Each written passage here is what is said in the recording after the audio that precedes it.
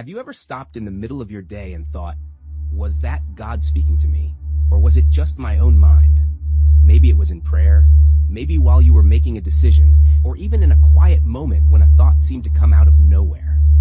This is one of the most common struggles believers face, discerning the difference between God's voice and their own thoughts.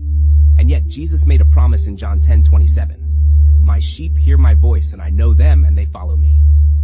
If you belong to him, then you can learn to recognize his voice. It is not only possible, it's essential to walking closely with him. Now, before we really dive in, I want to invite you to subscribe and stay with me until the end of this video. Because by the time we're finished, you'll have clear, biblical principles to help you test and discern whether what you're hearing is from God or just from yourself. From Genesis to Revelation, God speaks to his people.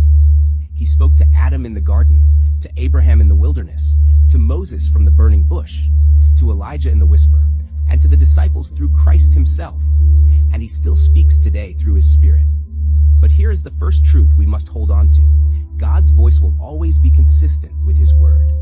Paul tells us in 2 Timothy 3 verse 16, all scripture is God-breathed and useful for teaching, rebuking, correcting, and training in righteousness. The Spirit and the Word never disagree. If a voice in your heart tells you to act against what God has already revealed in Scripture, it is not his. For example, if a thought tells you not to forgive someone because they hurt you too deeply, remember Jesus' words in Matthew 18:21-22. I tell you, not 7 times, but 77 times.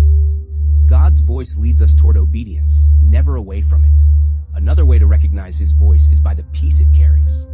1 Corinthians 14 verse 33 says, God is not a God of confusion, but of peace. His voice may convict, challenge, or stretch you, but it does not bring panic or chaos.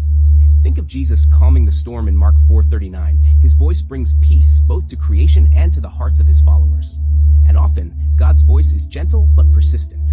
In 1 Kings 19:11-12, Elijah stood on Mount Horeb. There was a powerful wind, then an earthquake, then a fire, but God was not in any of those. After the fire came a gentle whisper, and that's where Elijah recognized the presence of God. His voice doesn't shove, it nudges, it doesn't overwhelm, it quietly endures until we respond. God's voice also leads us toward love, holiness, and his glory. Galatians 5:22-23 describes the fruit of the Spirit: love, joy, peace, patience, kindness, goodness, faithfulness, gentleness, and self-control.